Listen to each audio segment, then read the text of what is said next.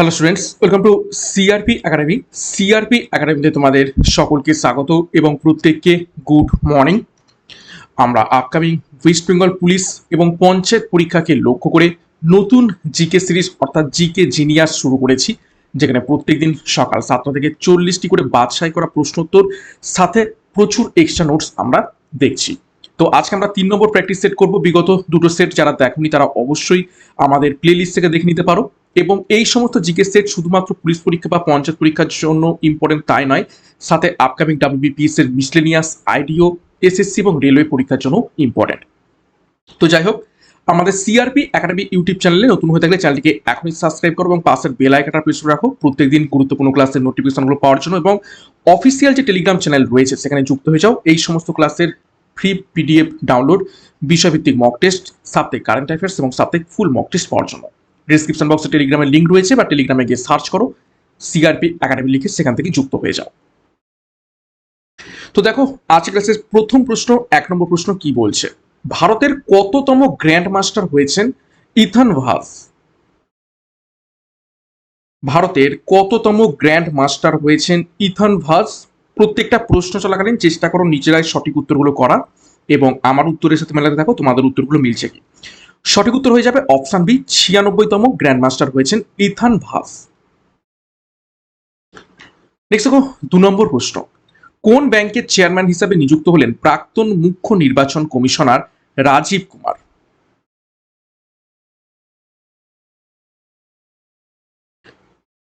কোন ব্যাংকের চেয়ারম্যান হিসাবে সম্প্রতি নিযুক্ত হয়েছেন আমাদের ভারতের প্রাক্তন মুখ্য নির্বাচন কমিশনার রাজীব কুমার? তো সঠিক উত্তর হয়ে যাবে অপশন বি, এইচডিএফসি। এইচডিএফসি ব্যাংকের চেয়ারম্যান হিসাবে নিযুক্ত হয়েছেন প্রাক্তন মুখ্য নির্বাচন কমিশনার রাজীব কুমার। নেক্সট হলো 3 নম্বর প্রশ্ন। দেখো, বিক্রম সারাভাই স্পেস সেন্টার অর্থাৎ ভিএসএসসির ডিরেক্টর হিসাবে দায়িত্ব গ্রহণ করলেন নিচের কোনজন?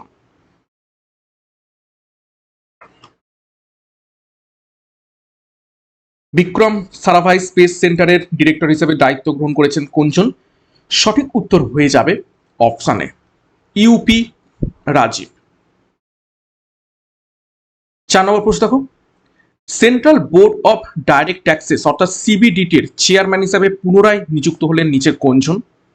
অর্থাৎ আগে যিনি চেয়ারম্যান ছিলেন তিনি আবারও পুনরায় নিযুক্ত হয়েছেন সিবিডিটির চেয়ারম্যান হিসাবে।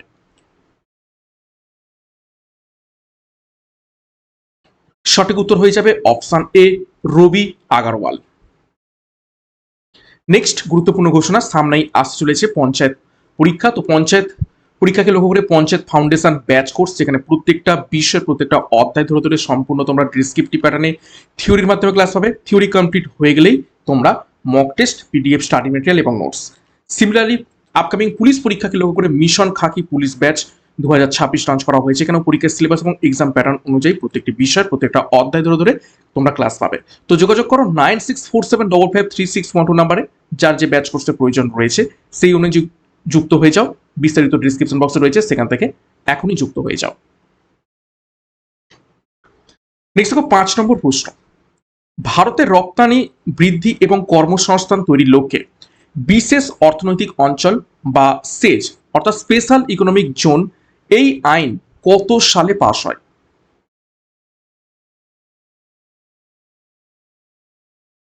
নিচের কোন সালে পাস হয়? প্রশ্নটা ভালো করে দেখবে, পাস হয় বলা হয়েছে। তো সঠিক উত্তর হয়ে যাবে এখান থেকে সেজ আইন বা স্পেশাল ইকোনমিক জোন আইন, এটা পাস হয় 2005 সালে এবং 2006 সালে এটা কি হয়, কার্যকর হয়। ওকে, এবং এখান থেকে মনে রাখবে এশিয়ার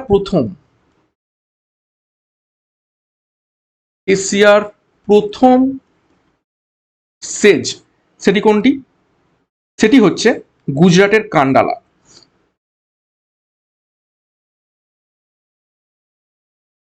গুজরাটের কান্ডালা কত সালে এটি প্রতিষ্ঠিত হয়েছিল? 1965 সালে। খুবই ইম্পর্টেন্ট এটি তথ্য।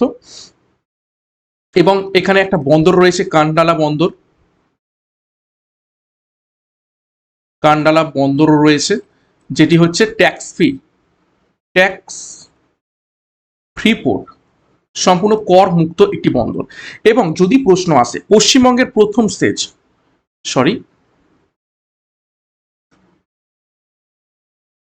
পশ্চিমবঙ্গের প্রথম সেজ বা বিখ্যাত সেজ বলতে পারো, সেটা হচ্ছে Falta special economic zone.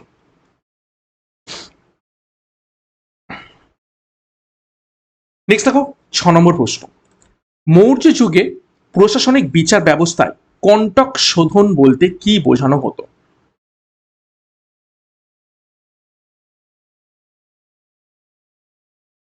Contact শোধন বলতে নিচের কোনটিকে বোঝানো হতো? কৃষিকর, গুপ্তচর বিভাগ, ফৌজদারি আদালত, নাকি রাজকীয় শস্যাগার? তো কন্টক শোধন, কন্টক মানে হচ্ছে কাঁটাকে শোধন করা, তো অবশ্যই সেটা সঠিক উত্তর হয়ে যাবে অপশন সি, ফৌজদারি আদালত। ফৌজদারি আদালত বলতে কি বোঝাচ্ছে?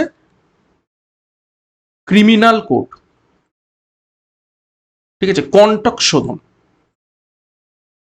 আর যেখানে জমি সম্পত্তি বিবাহ, যেটাকে সিভিল কোর্ট, ঠিক আছে, সিভিল কোর্ট বা দেওয়ানি আদালত বলা হয়ে থাকে, আমরা বলে থাকি দেওয়ানি আদালত। সেটাকে কি বলা হতো এই মৌর্য শাসন ব্যবস্থাতে? সেটা হচ্ছে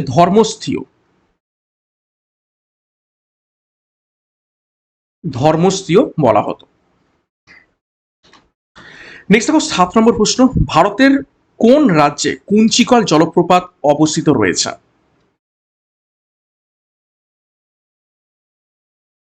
কুঞ্চিকল জলপ্রপাত এটি হচ্ছে ভারতের উচ্চতম জলপ্রপাত। কত মিটার? 455 মিটার উচ্চতা। তো সঠিক উত্তর এটি হয়ে যাবে। কোথায় অবস্থিত রয়েছে? অপশন এ, কর্ণাটকে। কর্ণাটকে কোন নদীর উপর অবস্থিত রয়েছে এটা? বারাহি নদীর উপর অবস্থিত রয়েছে কুঞ্চিকল জলপ্রপাত। ওকে, তো খুবই ইম্পর্টেন্ট। এর সাথে কর্ণাটকে আরো একটা গুরুত্বপূর্ণ জলপ্রপাত রয়েছে, সেটা হচ্ছে কি যোগ, বা এটার অপর নাম হচ্ছে গেরসপ্পা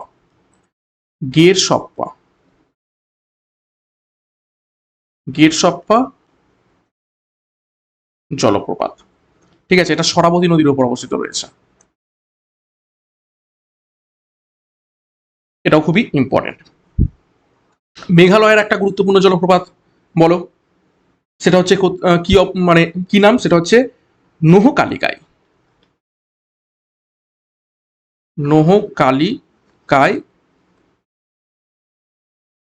জলপ্রপাত, যেটা হচ্ছে কি চেরাপুঞ্জিতে অবস্থিত রয়েছে, চেরাপুঞ্জি। আর গোয়াতে অবস্থিত রয়েছে কি দুধসাগর, বিখ্যাত।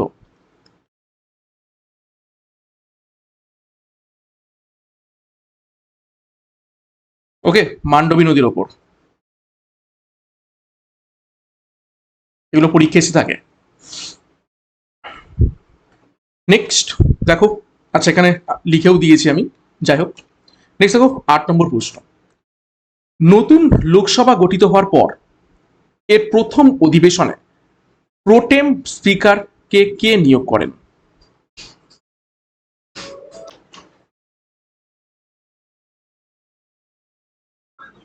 তো সঠিক উত্তর হয়ে যাবে এখান থেকে অপশন ডি, রাষ্ট্রপতি।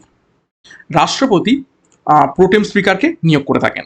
তো দেখো প্রোটেম স্পিকার কি, দেখো নতুন লোকসভা নির্বাচনের পর স্থায়ী স্পিকার নির্বাচিত হওয়ার আগে পর্যন্ত অস্থায়ীভাবে কাজ চালানোর জন্য রাষ্ট্রপতি সভার সব থেকে বর্ষিয়ান বা সিনিয়র মোস্ট সদস্যকে প্রোটেম স্পিকার হিসাবে নিয়োগ করে থাকেন। অর্থাৎ একটা টেম্পোরারি স্পিকার হিসাবে মানে কাজ করে থাকে এই প্রোটেম স্পিকার, স্থায়ী স্পিকার নির্বাচিত হওয়ার আগে পর্যন্ত, এবং একে নিয়োগ কে করে থাকেন? রাষ্ট্রপতি। প্রধান কাজ কি? নতুন সাংসদদের শপথ বাক্য পাঠ করানো এবং নতুন স্পিকার নির্বাচনের প্রক্রিয়া পরিচালনা করা। স্পিকার নির্বাচিত হলেই প্রোটেম স্পিকারের পদ অবলুপ্ত হয়ে যায়। তারপর দেখো স্পিকার নির্বাচন, লোকসভার সদস্যরা নিজেদের মধ্যে থেকে ভোটাভুটির মাধ্যমে স্থায়ী স্পিকার নির্বাচন করে থাকে, এবং এই আর্টিকেলটা কি, আর্টিকেল হচ্ছে 93-তে স্পিকারের নির্বাচন পদ্ধতি সম্পর্কে বলা রয়েছে। নেক্সট দেখো 9 নম্বর প্রশ্ন, আধুনিক পর্যায় সারণীতে বা মডার্ন পিরিয়ডিক টেবিলে কোন গ্রুপটিকে হ্যালোজেন মৌলের গ্রুপ বলা হয়ে থাকে?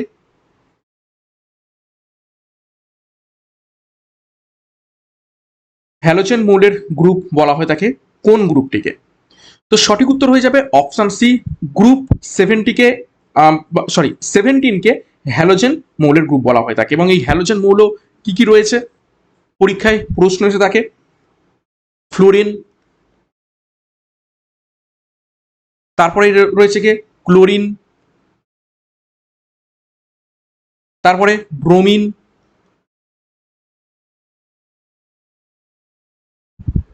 তারপরে আয়োডিন, তারপরে অ্যাস্টাসিন,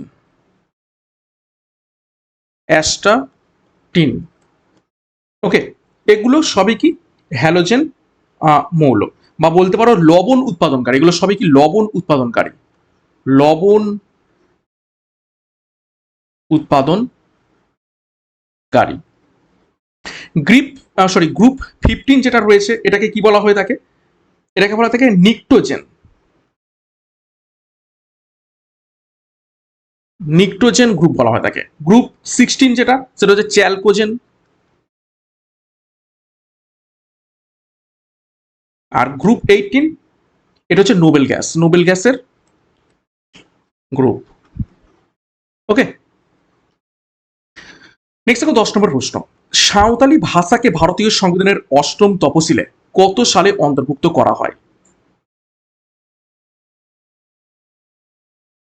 ইম্পর্টেন্ট প্রশ্ন, সাঁওতালি ভাষাকে কত সালে 8ম তফসিলে অন্তর্ভুক্ত করা হয়? পরীক্ষায় ঘুরিয়ে প্রশ্ন আসতে পারে, কোন তফসিলে আমাদের যে 22টা ভাষা রয়েছে সেটা কোন তফসিলে? সঠিক উত্তর হবে 8ম তফসিলে। তো যুক্ত করা হয় অপশন বি 2003 সালে, এবং কততম সংবিধান সংশোধনীর মাধ্যমে? এটা হচ্ছে 92তম সংবিধান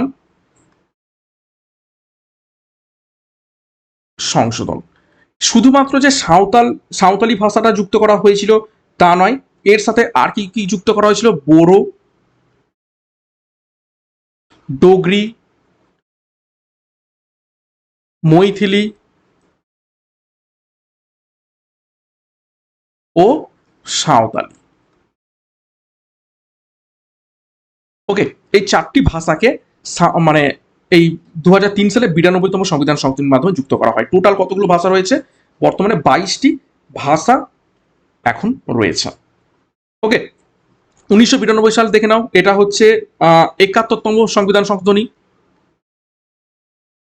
71তম সংবিধান সংশোধনী, এখানে যুক্ত করা হয়েছিল কোঙ্কনি,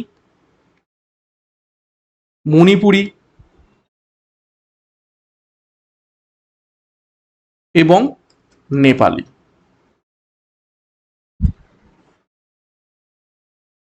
এই ভাষাগুলোকে যুক্ত করা হয়। নেক্সট দেখো 11 নম্বর প্রশ্ন, দিল্লির কোন সুলতান রোগীদের বিনামূল্যে চিকিৎসার জন্য দার উল সাফা নামক দাতব্য চিকিৎসালয় স্থাপন করেছিলেন?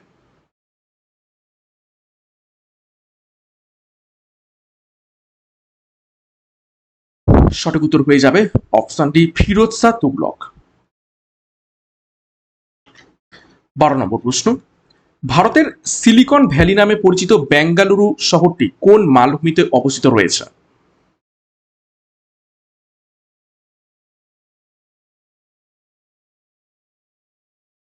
সঠিক উত্তর হবে অপশন এ, কর্ণাটক মালভূমি।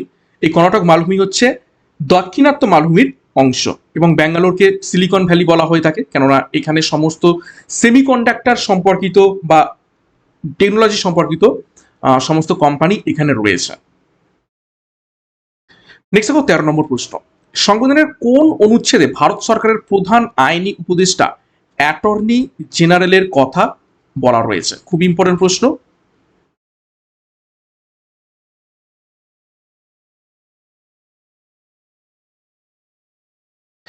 তো সঠিক উত্তর হয়ে যাবে এখান থেকে অপশন সি, 76 নম্বর ধারা অনুযায়ী অ্যাটর্নি জেনারেলের কথা এখানে বলা হয়েছে। ঠিক আছে, সিমিলারলি রাজ্য ক্ষেত্রে, ঠিক আছে, এটা হচ্ছে কি ভারত সরকারের প্রধান আইনি উপদেষ্টা, অর্থাৎ কেন্দ্রীয় সরকারের। আর সিমিলারলি রাজ্য সরকারের প্রত্যেকটা রাজ্য থেকে থাকে, প্রত্যেকটা রাজ্য সরকারের প্রধান আইনি উপদেষ্টা তিনি হয়ে থাকেন অ্যাডভোকেট জেনারেল। অ্যাডভোকেট জেনারেল, তার আর্টিকেল কত? এটাও পরীক্ষাতে এসে থাকে, অ্যাডভোকেট জেনারেলের আর্টিকেল 165। ওকে, নেক্সট 14 নম্বর প্রশ্ন, মানবদেহে তাপ উৎপাদন এবং মৌল বিপাকীয় হার অর্থাৎ পিএমআর বাড়ানোর জন্য কোন হরমোনকে ক্যালোরিজেনিক হরমোন বলা হয়ে থাকে?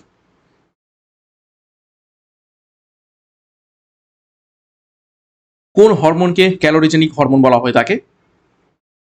সঠিক উত্তর অপশন বি, থাইরক্সিন। দেখো ডিটেলসে, থাইরক্সিন গলার কাছে থাকা থাইরয়েড গ্রন্থি থেকে ক্ষরিত হয়। এটি কোষের অক্সিজেন ব্যবহার বাড়িয়ে তাপ উৎপাদন করে, তাই একে ক্যালোরিজেনিক হরমোন বলা হয়ে থাকে। অভাবজনিত রোগ কি হয়ে থাকে থাইরক্সিনের অভাবে? থাইরক্সিনের অভাবে শিশুদের ক্রেটিনিজম এবং প্রাপ্তবয়স্কদের মিক্সিডিমা রোগ হয়ে থাকে। আয়োডিনের অভাবে গয়টার বা গলগণ্ড রোগ হয়ে থাকে। তারপর দেখো অ্যাড্রিনালিন, এটিকে জরুরিকালীন হরমোন বলা থাকে, অর্থাৎ ইমার্জেন্সি হরমোন।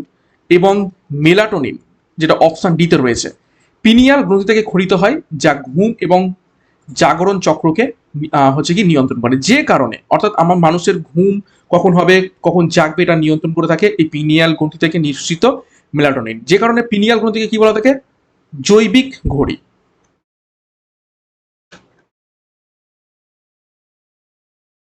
জৈবিক ঘড়ি বলা হয়ে থাকে। নেক্সট দেখো 15 নম্বর প্রশ্ন, ভারতের বৈদেশিক মুদ্রার ভান্ডার বা ফরেক্স কার হেফাজতে সংরক্ষিত থাকে?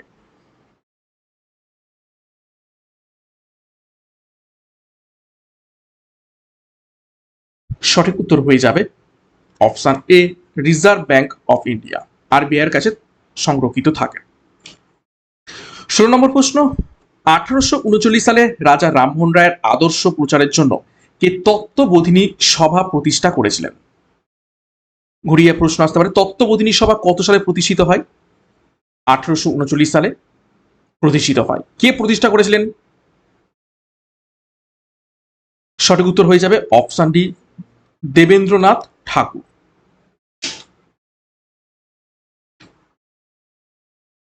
নেক্সট দেখো 17 নম্বর প্রশ্ন, বিশাল অভিকর্ষজ বলের কারণে কোন গ্রহকে সৌরজগতের ভ্যাকুয়াম ক্লিনার বলা হয়ে থাকে?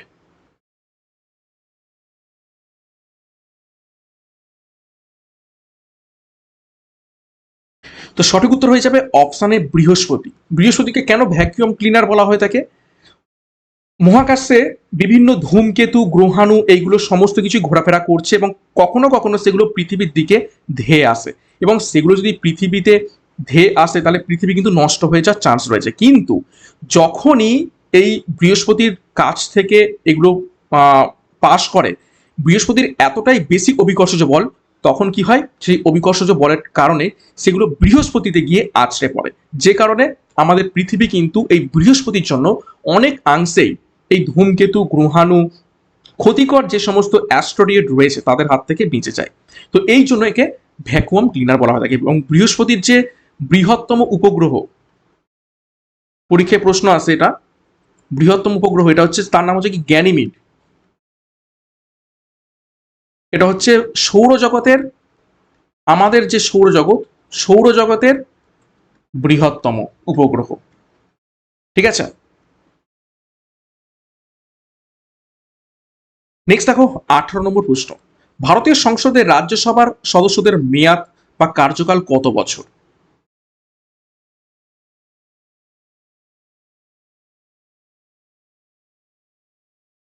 সঠিক উত্তর হয়ে যাবে 6 বছর। 6 বছর অন্তর, 6 বছর অন্তর, ঠিক আছে, কতজন সদস্য এখান থেকে অবসর গ্রহণ করেন? 1/3 অংশ সদস্য অবসর গ্রহণ করে রাজ্যসভা থেকে। আর স্থায়ী কক্ষ নিচের কোনটি? স্থায়ী কক্ষ হচ্ছে লোকসভা।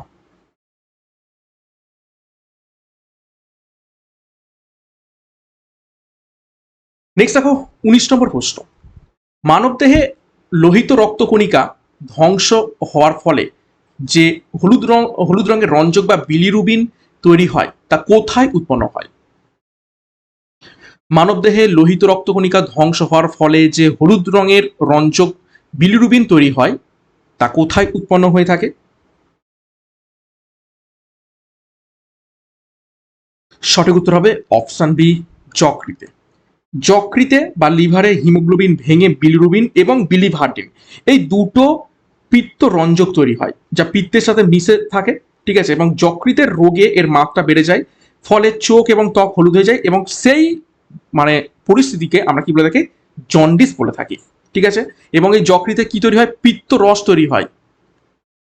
পিত্ত রস তৈরি হয়, পরীক্ষাটাও প্রশ্ন আসে যে পিত্তরস তৈরি হয় কোথায়, সেটা হবে যকৃতে বা লিভারে। নেক্সট দেখো 20 নম্বর প্রশ্ন।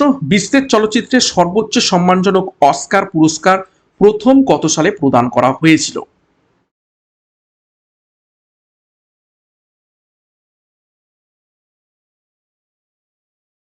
সঠিক উত্তর হয়ে যাবে অপশন ডি, 1929 সাল থেকে এই অস্কার পুরস্কার দেয়া শুরু হয়। এবং প্রথম ভারতীয় অস্কার জয়ীর নাম কি? তিনি হচ্ছেন ভানু আথাইয়া। ঠিক আছে, ভানু আথাইয়া। তিনি গান্ধী সিনেমার কস্টিউম ডিজাইনের জন্য, ঠিক আছে, গান্ধী সিনেমার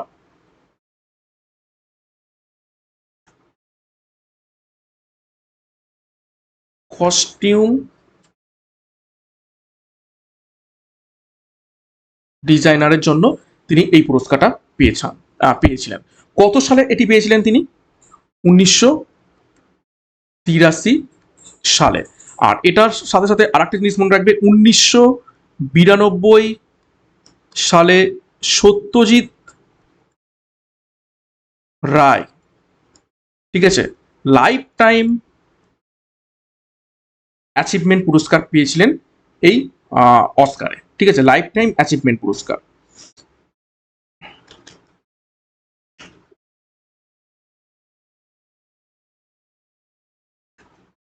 ফ্রম অস্কার।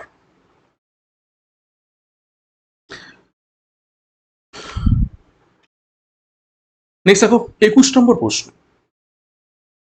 প্রাচীন ভারতের ইতিহাসে মৌর্য বংশের কোন শক্তিশালী শাসক অমিত্রাঘাত বা শত্রু নিধনকারী বা স্লেয়ার অফ ফোয়েস এই উপাধিটা গ্রহণ করেছিলেন? কোন মৌর্য শাসকের উপাধি ছিল অমিত্রাঘাত? সঠিক উত্তর হয়ে যাবে অপশন এ, বিন্দুসারের। বিন্দুসারের উপাধি ছিল অমিত্রাঘাত, বা একে অনেকে অমিত্রাঘাত বদলে অ্যামিট্রোকেটাসও বলা হয় তাকে।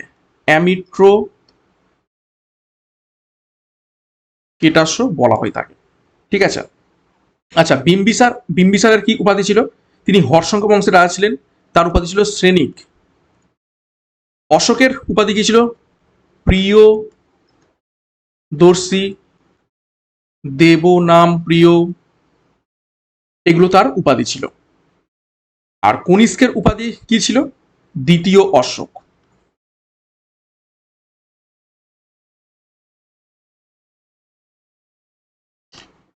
বাইশ নম্বর প্রশ্ন।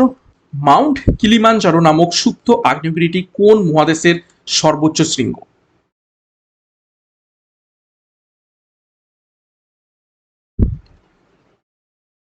সঠিক উত্তর হবে অপশন বি, আফ্রিকার সর্বোচ্চ শৃঙ্গ মাউন্ট কিলিমানজারো।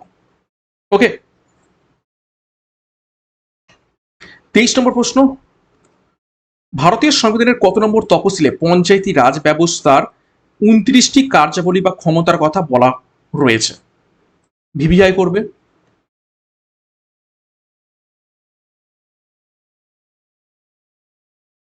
তো সঠিক উত্তর হবে অপশানে 11তম তপশিলিতে পঞ্চায়েতি রাজ ব্যবস্থার 29টি কার্যাবলীর কথা বলা রয়েছে। এটি যুক্ত হয় 1992 সালের 73তম সংবিধান সংশোধনীর মাধ্যমে। দ্বাদশতম তপশিল এটা যুক্ত হয় 1942 সালের 74তম সংবিধান সংশোধনের মাধ্যমে। এখানে কি রয়েছে? পৌরসভা, পৌরসভা সম্পর্কিত এবং কতগুলো বিষয় রয়েছে এখানে? 18টি বিষয়। ওকে, নবম তপশিল যুক্ত হয় 1951 সালে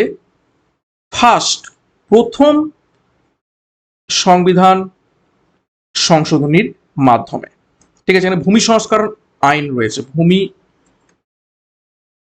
সংস্কার আইন। আর দশম তপশিল যুক্ত হয় 1985 সালে 52তম সংবিধান সংশোধন। এবং এখানে কি রয়েছে? দলত্যাগ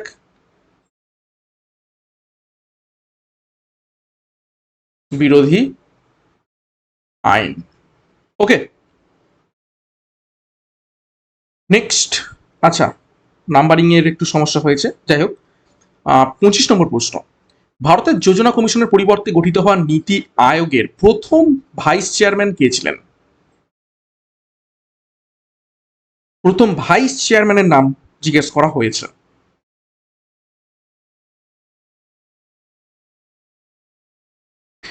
সঠিক উত্তর হয়ে যাবে অপশন ডি, অরবিন্দ পানাগারিয়া। ঠিক আছে, অরবিন্দ পানাগারিয়া ছিলেন প্রথম ভাইস চেয়ারম্যান। আর নীতি আয়োগের চেয়ারম্যান কে হয়ে থাকেন? চেয়ারম্যান কে হয়ে থাকেন? অবশ্যই তিনি হয়ে থাকেন আমাদের দেশের পিএম। আচ্ছা, এবং এই প্রথম ভাইস চেয়ারম্যান অর্থাৎ প্রথম নীতি আয়োগের সিইও কে ছিলেন? পরীক্ষায় প্রশ্ন আসতে পারে। প্রথম সিইও ছিলেন সিন্ধুশ্রী খুল্লার।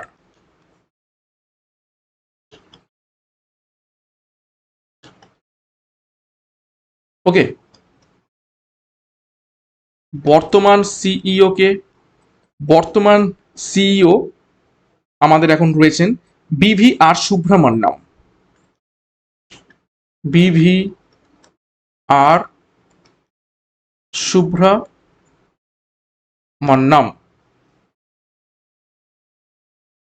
ওকে, এবং ভাইস চেয়ারম্যান কে রয়েছেন?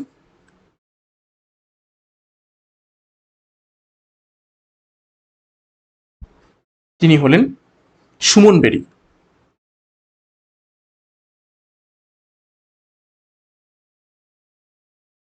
নেক্সট দেখো 26 নম্বর প্রশ্ন, 1876 সালে রাজনৈতিক সচেতনতা বৃদ্ধির উদ্দেশ্যে সুরেন্দ্রনাথ বন্দ্যোপাধ্যায় এবং আনন্দমোহন বসুর নেতৃত্বে ভারত সভা কোথায় প্রতিষ্ঠিত হয়েছিল?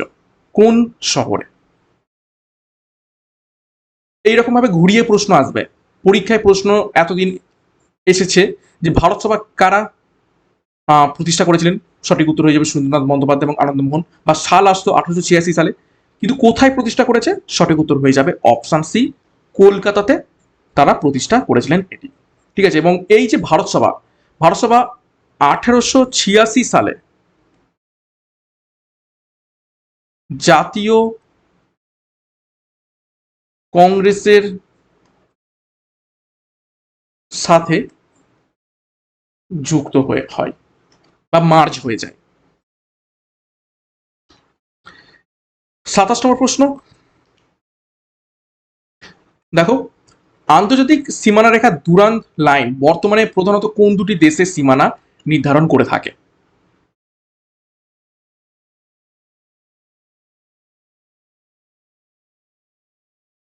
সঠিক উত্তর হয়ে যাবে অপশন বি, পাকিস্তান এবং আফগানিস্তানের সীমানা বর্তমানে ডুরান্ড লাইন সীমানা নির্ধারণ করে থাকে।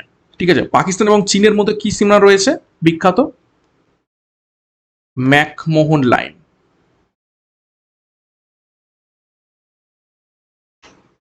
নেক্সট দেখো 28 নম্বর প্রশ্ন, স্বাধীন ভারতের বিচার ব্যবস্থা সংস্কারের জন্য গঠিত প্রথম ল কমিশন কবে গঠিত হয়েছিল?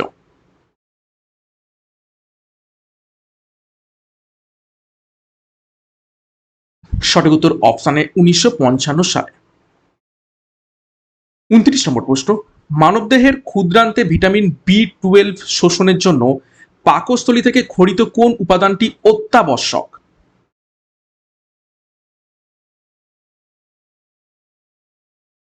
যে উপাদানটি খরিত না হলে ভিটামিন বি 12টাকে শোষণ করতে পারবে না এবং যার ফলে আমাদের শরীরে পার্নিসিয়াস অ্যানিমিয়া দেখতে পাওয়া যায়। তো সঠিক উত্তর হয়ে যাবে এখান থেকে অপশানটি ইন্ট্রিনজিক ফ্যাক্টর। এটি নিশ্চিত হওয়া খুবই ইম্পর্টেন্ট পাকস্থলী থেকে। দেখো ইন্ট্রিনজিক ফ্যাক্টর কি? পাকস্থলীর প্যারাইটাল কোষ থেকে এই গ্লাইকোড প্রোটিনটি নিশ্চিত হয়। এটি খাদ্যে থাকা ভিটামিন বি 12 সাথে যুক্ত হয়ে ক্ষুদ্রান্তে তাকে শোষিত হতে সাহায্য করে এবং এর অভাবেই পার্নিসিয়াস অ্যানিমিয়া হয়ে থাকে। আচ্ছা, পেপসিন কি, যেটা অপশানেতে রয়েছে? এটি পাকস্থলী থেকে নির্গত একটি উৎসেচক যা প্রোটিন পরিপাকে সাহায্য করে থাকে। আমরা যখন প্রোটিন খাই সেই প্রোটিনটাকে ভাঙতে বা পরিপাক করতে সাহায্য করে পেপসিন। আর রেনিন কি? এটি শিশুদের পাকস্থলীতে থাকে দুগ্ধ জাতীয় কোনো খাবার অর্থাৎ দুগ্ধ প্রোটিন পরিপাকে সাহায্য করে থাকে রেনিন। আর মিউকাস কি?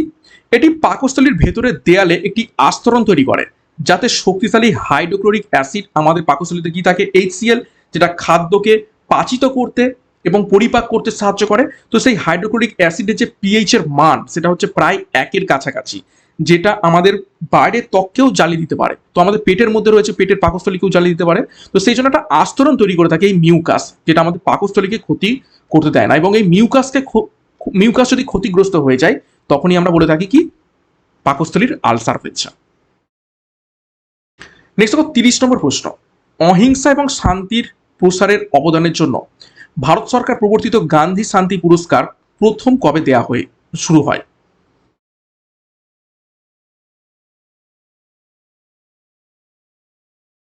সঠিক উত্তর এখান থেকে হয়ে যাবে দেখো অপশানে 1995 সাল থেকে গান্ধী শান্তি পুরস্কার দেওয়া শুরু হয়। আর একটা পুরস্কার রয়েছে সিমিলারলি শুনতে, সেটা হচ্ছে ইন্দিরা গান্ধী শান্তি পুরস্কার। এটা দেওয়া শুরু হয় 1986 সাল থেকে। 31 নম্বর প্রশ্ন, মুঘল সম্রাট আকবর তার সাম্রাজ্যে বিভিন্ন ধর্মের সম্প্রীতি এবং সহনশীলতা বজায় রাখার জন্য কোন নীতির প্রচার করেছিলেন?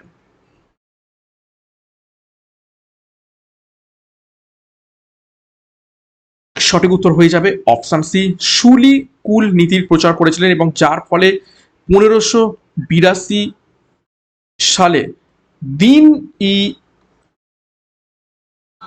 ইলাহি ধর্ম প্রবর্তন করেন। আচ্ছা, ইবাদতখানা কত সালে প্রতিষ্ঠিত হয়? 1575 সালে। নেক্সট দেখো 32 নম্বর প্রশ্ন, পৃথিবীর বৃহত্তম প্রবাল প্রাচীর গ্রেট ব্যারিয়ার রিফ কোথায় অবস্থিত রয়েছে?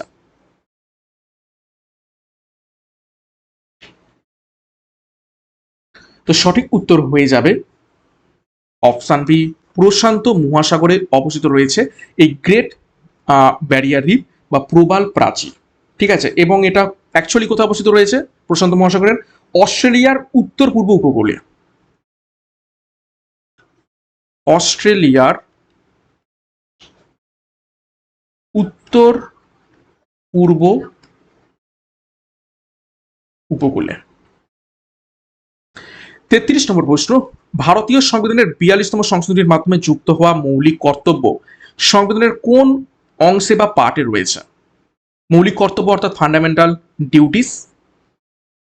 42তম সংবিধান সংশোধন কত সালে হয়েছিল? 1976 সালে।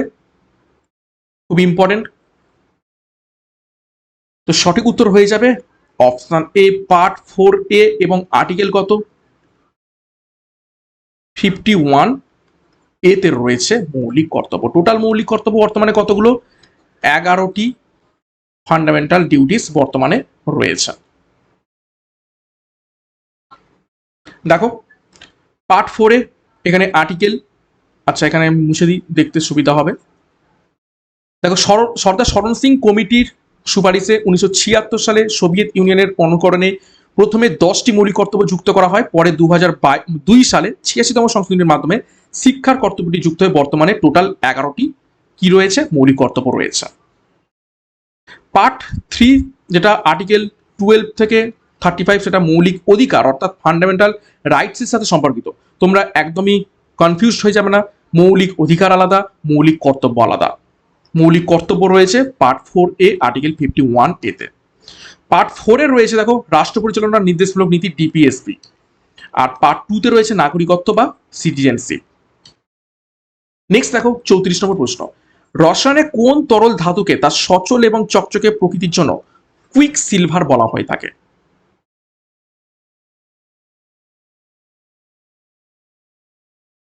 সঠিক উত্তর হবে অপশন ডি পারদকে। 35, ভারতের গ্রস ডোমেস্টিক প্রোডাক্ট বা জিডিপি গণনায় অর্থনীতির কোন ক্ষেত্রের অবদান শতকরা হারে সব থেকে বেশি?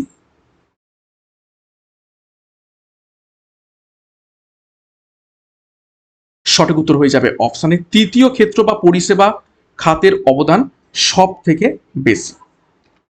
দেখো পরিষেবা খাত বা টার্সিয়ারি সেক্টর বা এই তৃতীয় ক্ষেত্র যেটাকে বলা হয় থাকে, যেখানে হচ্ছে ব্যাংকিং, বীমা, তথ্য প্রযুক্তি, টেলিকম, পর্যটন, পরিবহন ইত্যাদি পরিষেবা খাতের সাথে অন্তর্ভুক্ত, এবং ভারতের জিডিপিতে এর অবদান 50%-এরও বেশি। তারপর দেখো কৃষি খাত যেটা প্রাইমারি সেক্টর বা প্রাথমিক সেক্টর বলা হয় থাকে, জিডিপিতে কৃষির অবদান সব থেকে কম, প্রায় 15-18% হলেও ভারতের সব থেকে বেশি মানুষ এই কর্মসংস্থানের জন্যই এই কৃষির ওপরেই নির্ভরশীল। এখানে প্রচ্ছন্ন বেকারত্ব দেখতে পাওয়া যায়। এবং তারপর দেখো শিল্প খাত যেটা সেকেন্ডারি সেক্টর, ম্যানুফ্যাকচারিং, নির্মাণ অর্থাৎ কনস্ট্রাকশন এবং বিদ্যুৎ ইত্যাদি এই সেক্টর অর্থাৎ সেকেন্ডারি সেক্টরের মধ্যে অন্তর্গত রয়েছে। নেক্সট দেখো 36, 1916 সালের ঐতিহাসিক লখনৌ চুক্তি মূলত কাদের মধ্যে স্বাক্ষরিত হয়েছিল?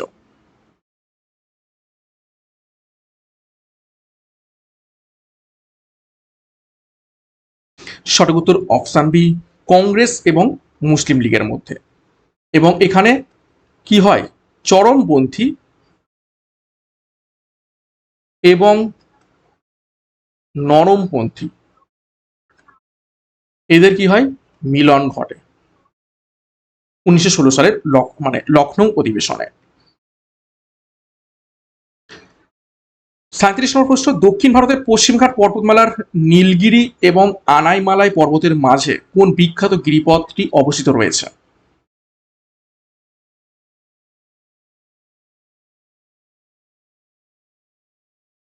সঠিক উত্তর হয়ে যাবে অপশনে পালঘাট। ঠিক আছে, তো পালঘাট কোন দুটো স্থানকে যুক্ত করেছে? সেটা হচ্ছে পালাক্কাদ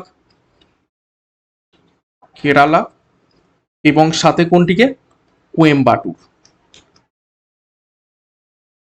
তামিলনাড়ু। ওকে, থলঘাট কাদের যুক্ত করেছে? মুম্বাই এবং নাসিক।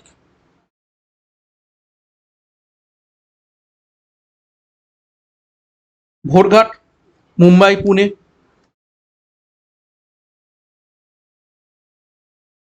ওকে, 38 নম্বর প্রশ্ন, ভারতীয় সংবিধানের প্রস্তাবনার মূল লেখাটি আজ পর্যন্ত কতবার সংশোধন বা অ্যামেন্ডমেন্ট করা হয়েছে?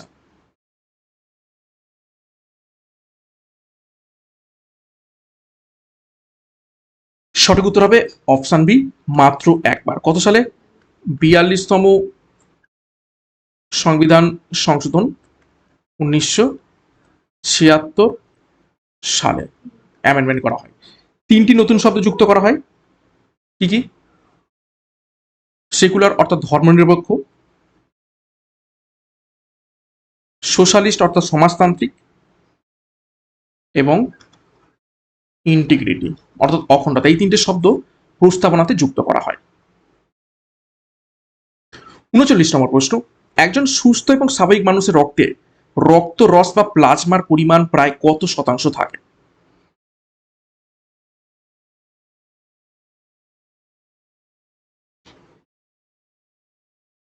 সঠিক উত্তর হবে অপশন ডি 55-60% থেকে থাকে। আচ্ছা, এখানে আগেরটার চলে এসছে, যাই হোক। 40 নম্বর প্রশ্ন এবং আজ ক্লাসের শেষ প্রশ্ন, আন্তর্জাতিক বাণিজ্যের নিয়মকানুন নির্ধারণকারী সংস্থা ওয়ার্ল্ড ট্রেড অর্গানাইজেশন বা বিশ্ব বাণিজ্য সংস্থা WTO-র সদর দপ্তর কোথায় অবস্থিত রয়েছে?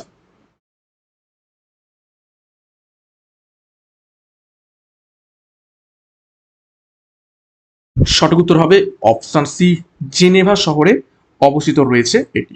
ডাব্লিউটিও প্রতিষ্ঠিত হয় কত সালে?